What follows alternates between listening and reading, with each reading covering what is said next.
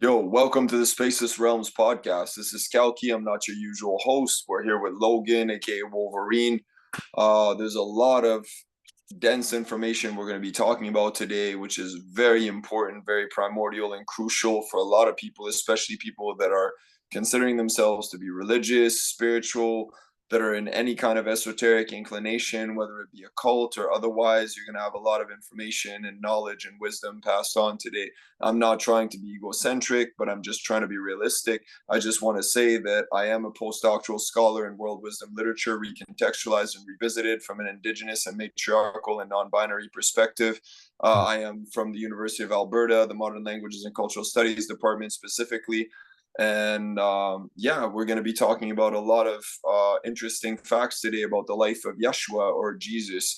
That, yes, Yehoshua or Yeshua is his original name in Aramaic and Hebrew. A lot of people don't know that, so please don't think that I'm misnaming. And we're going to be talking about the Antichrist, about Satan, about Lucifer, about a lot of different aspects. Now, we're not going to be delving into demonology because that's not something I've ever studied, but I do have a certain amount of knowledge regardless relating to the occult, although to me, I've never been interested in studying any form of occult scriptures or theologians whatsoever, because most of those are white supremacists. They're very corrupted, very skewed in their perspectives. And I don't think that it's beneficial to actually even try to study evil, but rather to know where it is and what their names are. That's important in some ways, because they say oftentimes when you're in dream realm or when you're in situations that are beyond your comprehension in this reality, it's very important to actually be aware to name a demon in order to be able to cast it away. So I would say, so this is the way we should be starting this podcast, is to be describing the life of Yeshua, especially the missing 20 years of the life of Jesus. Let's just call him Jesus for people not to be confused, although Jesus or Jesus is actually a Greek name, which is not the original nomenclature. So I'm going to pass it, on to, I don't want to ramble on, and I don't want to speak too much in the introduction. So I would like to pass it on to Logan, because I'm sure there's many other aspects that we would like to talk about. If you have any questions or anything that you're curious about, which it seems like you have, and I know that you might know a lot more about certain aspects of the non, let's say, demonic occult aspects of that reality. So if you have any questions or any ponderings or anything to add to that, please do. Okay, well, um, yeah, me personally, just seeing like how social media is evolving, I see a lot of kind of religious information spread on social media, like a lot of people like worshiping Jesus or like praising Jesus, like online or just in general, in life. And it's interesting to see how that's kind of like resurfacing more than it was in the past few years. So, yeah, like there are many false gods, like to to praise like to praise like a man on a cross. That like sometimes when I think of Jesus, I still have like that kind of programming of like a man on a cross, or like that kind of image, instead of more so the energy that Jesus was trying to teach in the world. I'm not sure. I really like, honestly, like I I've never. get what you So I would like to add to that. What you're talking about right now is the idea of the Roman depiction of a false white Jesus, which is Cesar Borgia, which was basically like a model, not a supermodel, but if you want to put it that way, like a model for a false Jesus that they used in the Roman Empire to depict a false image of Jesus, which is the reason why a lot of people hate Jesus and start delving in an opposite spectrum into demonology or into devil worship or satanic worship or Baphomet worship or into masonry or Illuminatus. Yeah. Yeah, like I wouldn't say I had a religious upbringing, but there's definitely roots of religion throughout my ancestors and like what they kind of believed about life. And more so on, yeah, there's definitely like a hint of like Christianity, kind of that mysticism. but I never went to church or anything like that. So I never really like studied like the whole scriptures and everything like that. I got into studying the scriptures more when I started developing my own like kind of like spiritual sense. But yeah, it's interesting. It's like you think you kind of like think of this thing that's going to save you. You know what I mean? You think of this outside Yeah. thing that's going to save you instead of thinking of like the inside part of yourself that can save you. Which That's is what Christ was saying. Yeshua was saying that we should actually find Christ inside of us, which Christ, the anointed one, which is a title, just like Buddha. Buddha is not the name of Siddhartha Gautama. Christ is not the name of Jesus. Those are titles. So a Christian is someone who is anointed, someone who follows the one who is anointed. Yeshua was actually an anarchist revolutionary, a relational anarchist revolutionary, Rastafarian, who this is like proven through the fact that he was a Nazarene. The Nazarenes had a creed to not cut their hair, not wash their hair, which would have naturally dreaded itself. Now you have to remember he was Mhm. Middle Eastern and he walked barefoot. He had no possessions. He drank wine. Now, Alcoholics Anonymous try to misrepresent that idea and try to use the fact that everybody has to be sober, but meanwhile, they're drinking slave labor coffee, smoking commercial cigarettes, encouraging people to eat children, literally, which are, raped and tortured children in the greatest genocide in history, which is animal agriculture. And they're encouraging people to do everything which is counteractive to what Jesus taught, which is protecting the animals, protecting the children. He said the kingdom of heaven is for the children. Now, they also say it's blasphemous to even consider yourself as godly or as a being that is divine. And yet in Psalms 82:6, it says, ye are children. This is something that Jesus directly said. Ye are children of the Most High. Ye are God's children of the Most High. It should say gods and goddesses. So it's with a small g, not to be confused with a capital G.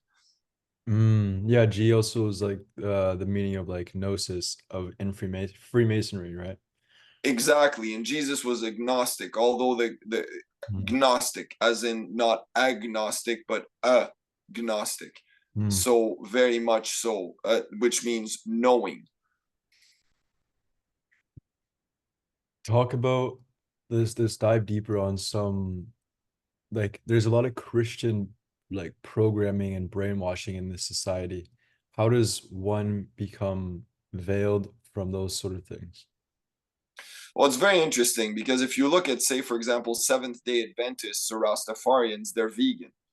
So they follow the idea that you should protect the animals, you should not eat them, nor their byproducts, not even milk or cheese or eggs. Jesus didn't eat those either as a Rasta. The Rastas eat ital, which is vital, which is a vital nutrition. We've talked about this a lot before in previous podcasts. So Jesus whipped the bankers, chastised the Pharisees and the rabbis.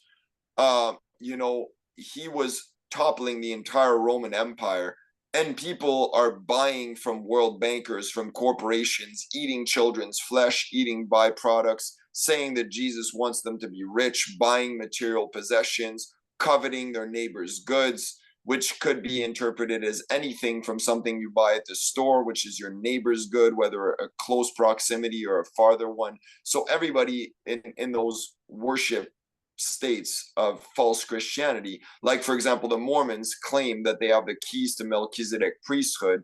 And I've studied them for several years. I've gone to church with them, I've talked to them. They don't believe that the 12 tribes are actually here, that they represent the 12 faiths on the face of the planet.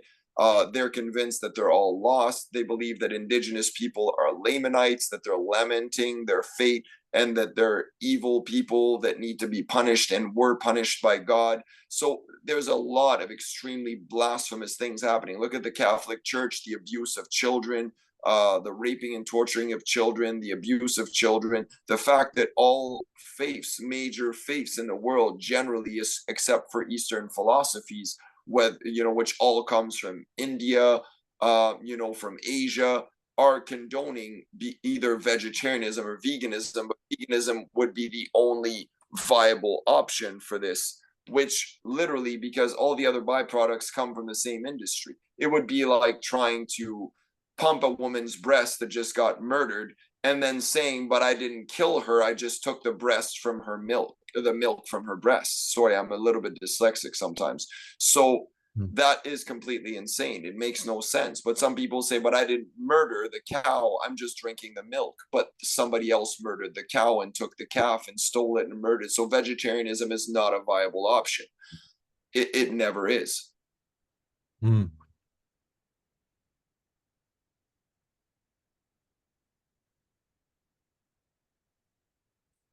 Honestly, I'm not sure what to add anymore, but um do you want to dig into, let's talk about the forbidden years that aren't talked about in the Bible but are talked about in the Apocryphas, about the 20 years that we don't talk about between the years of 10 to 30 years old that Jesus was living that are never described in the most of the Bibles. Yeah. So very interesting, because during that time, what do you think Jesus was doing? In the gospel of the Aquarian gospel of Levi about Jesus Christ, this is something you can find, you can find this in the gospels of Enoch, of Thomas, of Ruth, of Esther, of Judith, in different parts. He was traveling the world studying all of the world's faiths. Now, I don't want to call them religions, because religion comes from religare, religioso in Latin, which means to bind, to submit. For some of the people that don't, know where I'm coming from with this, I went to residential school. I was forced to go to residential school. You could call it neo-residential if you wish, but I was called a child of the devil because I wrote with my left hand, and I wrote in the manner of my Arabic and Japanese and Asian ancestors, which is from right to left instead of left to right. But I still wrote in the proper way so that you could read it from left to right, but I wrote from right to left. So they called me a child of the devil for that. They strapped me on my hands for that. They molested me at school. They molested my uncle. My mother was luckier. But, all of this system that we live in is still, and I gave a conference on this, which is called, I'm paraphrasing slightly, but it's called Neo-Residential and Neo-Colonial Miseducation in the Western System. This is something that's in my PhD thesis as an introduction. You can find that on academia.edu if you look up Anton Yorga, or Dr. Anton Yorga. This is crazy because most people don't realize we're still living in a neo-residential schooling system, and the children are still getting abused in schools, they're still getting molested, whether psychically or physically. And we still think that we're living in a post-colonial age, which is absolutely insane and ludicrous and ridiculous at the very least, but those are euphemisms.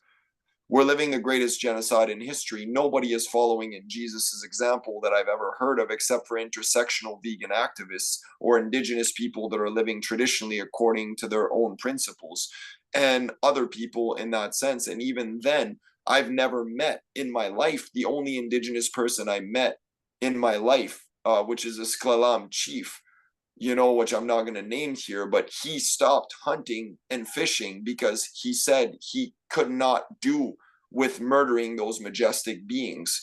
He felt too at unease with himself to be able to even murder a deer or murder another being, because he couldn't even bring himself to shoot that arrow or to throw that spear or to shoot his gun or to even put a hook in the water, because he realized that those animals were actually majestic beings that have more of a symbiotic relationship with nature than we do.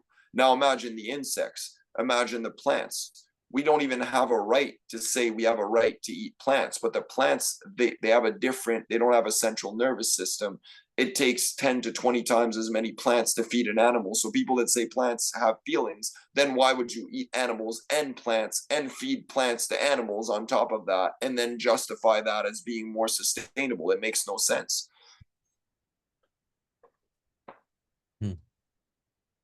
Now, the only exception to this is that indigenously, many of the fishes bigger fishes eat smaller fishes. That's part of the cycle of life. Indigenous people, like, you cannot tell an Inuit person or a person living a northern indigenous person that they cannot go fishing or, hunting, because they're usually hunting and fishing predatory species that are eating other smaller species that are actually peaceful.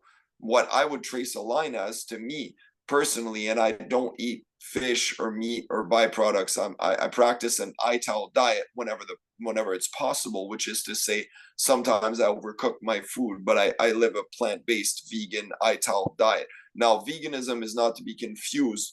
A lot of people think that veganism is like McVegan is vegan. McVegan is not vegan. It's a title.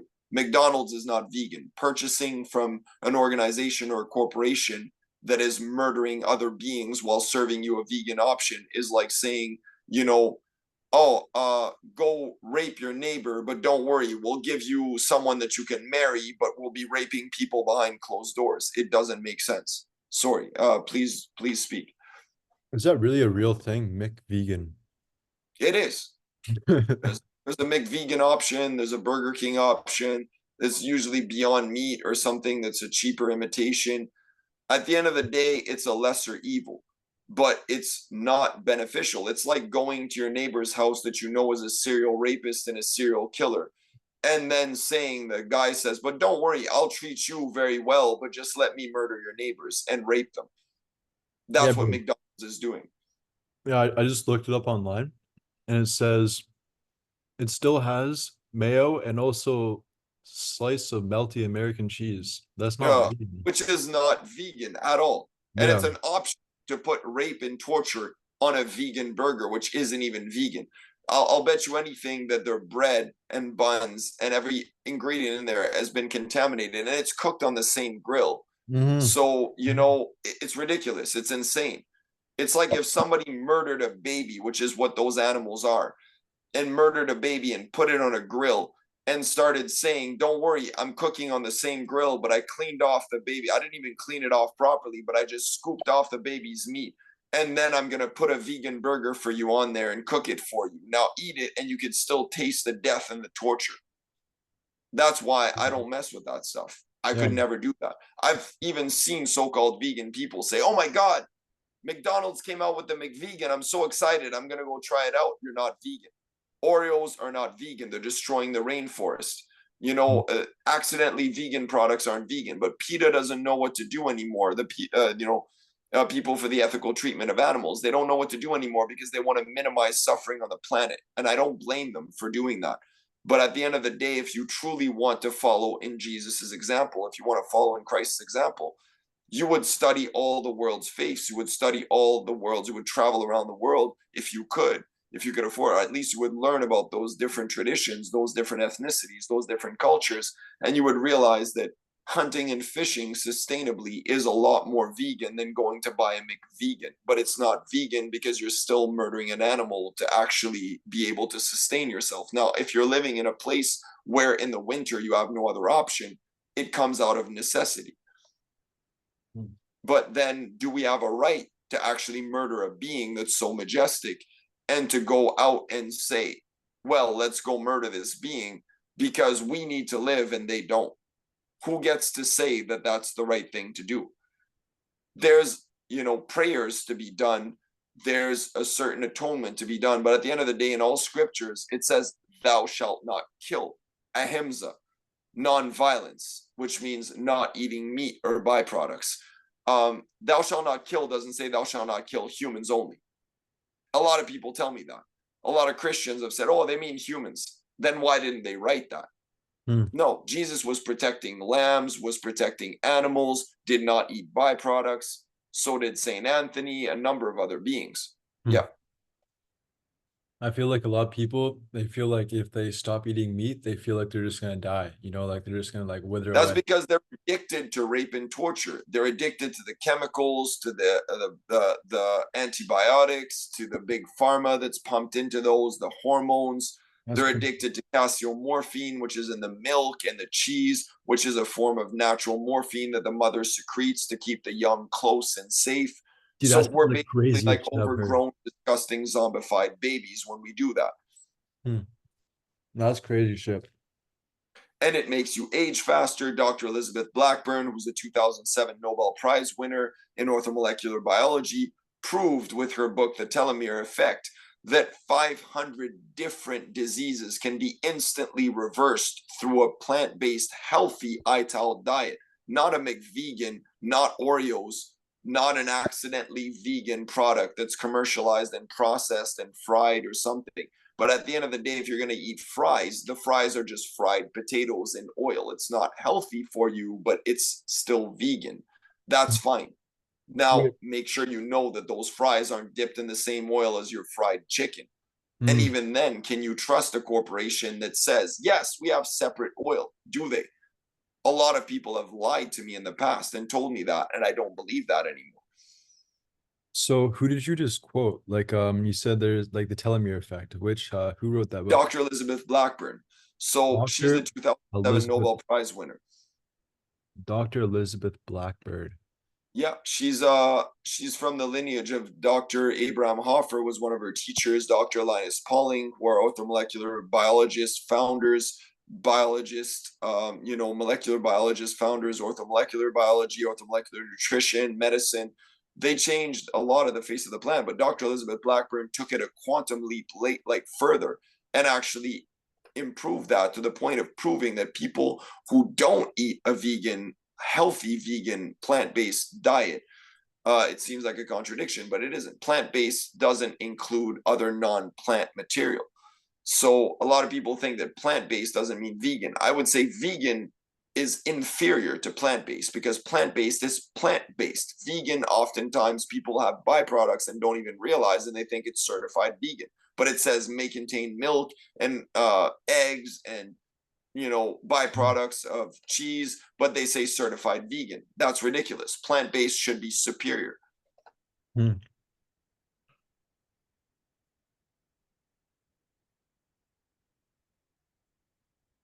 Now, a lot of vegans might hate me for saying that, but at the end of the day, the Rastas would get it. Rastafarians would get it. Seventh-day Adventists would get it.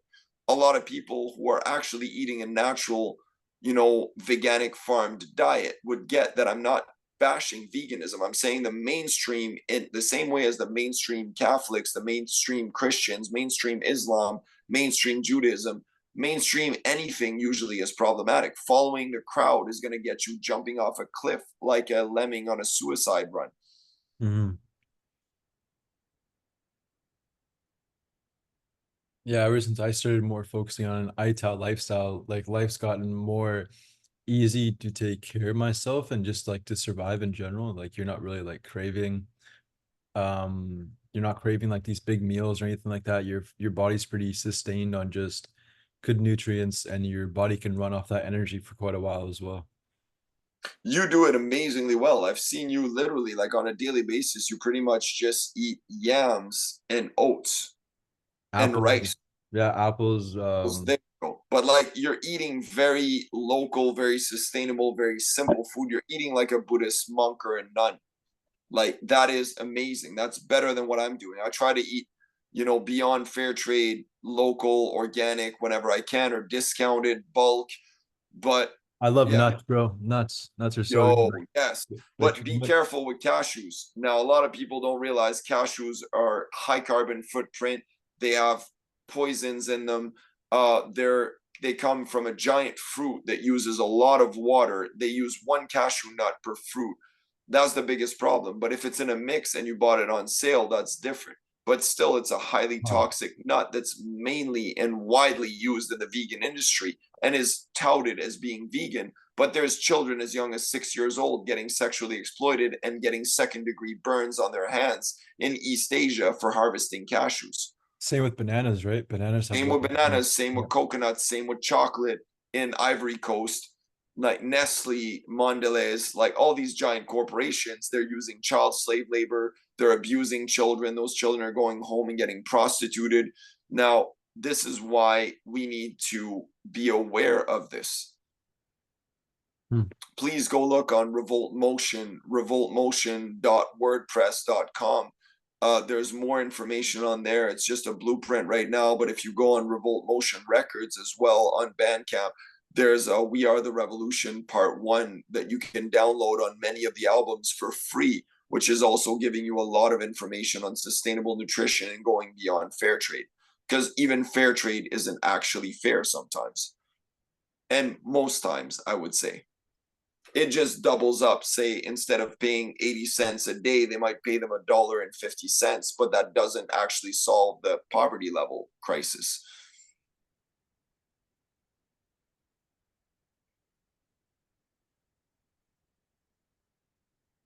Okay, well, this podcast took a interesting turn.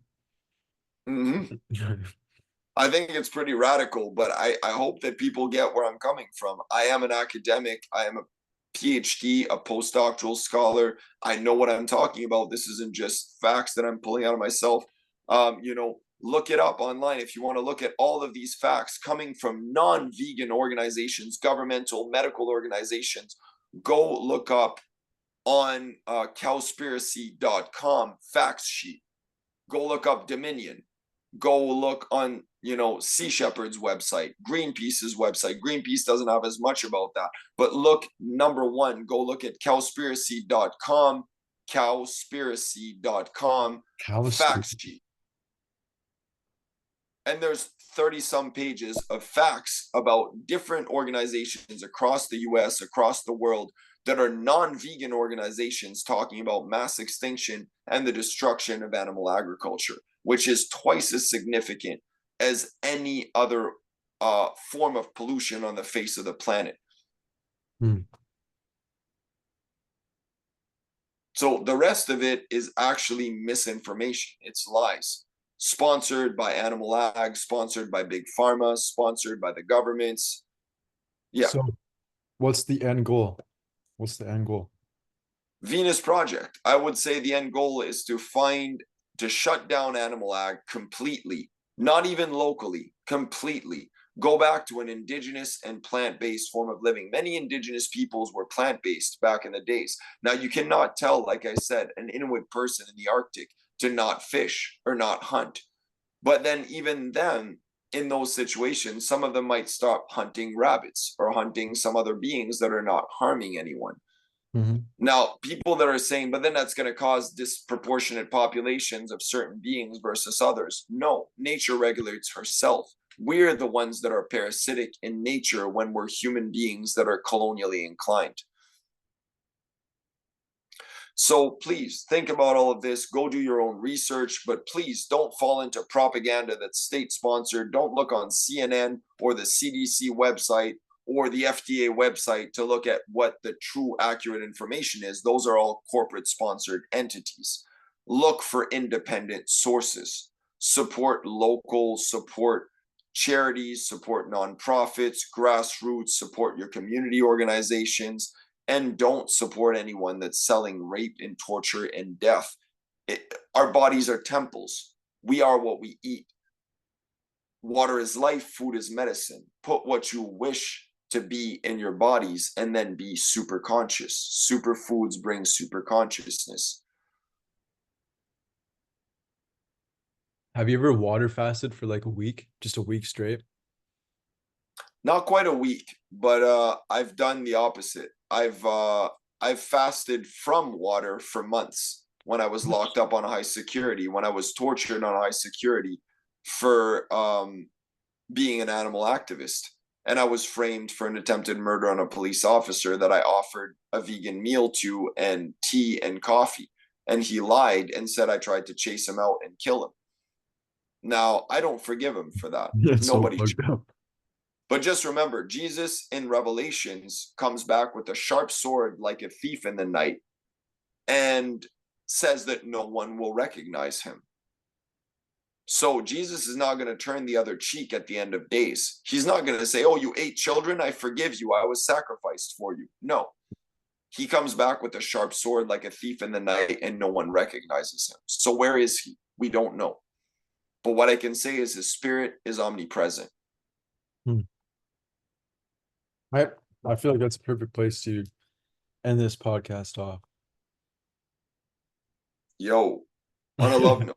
Beautiful. Thank you. Right, see if you can do it. Do the heart symbol. It doesn't work for me, but you know what I've got? I got double swords right here.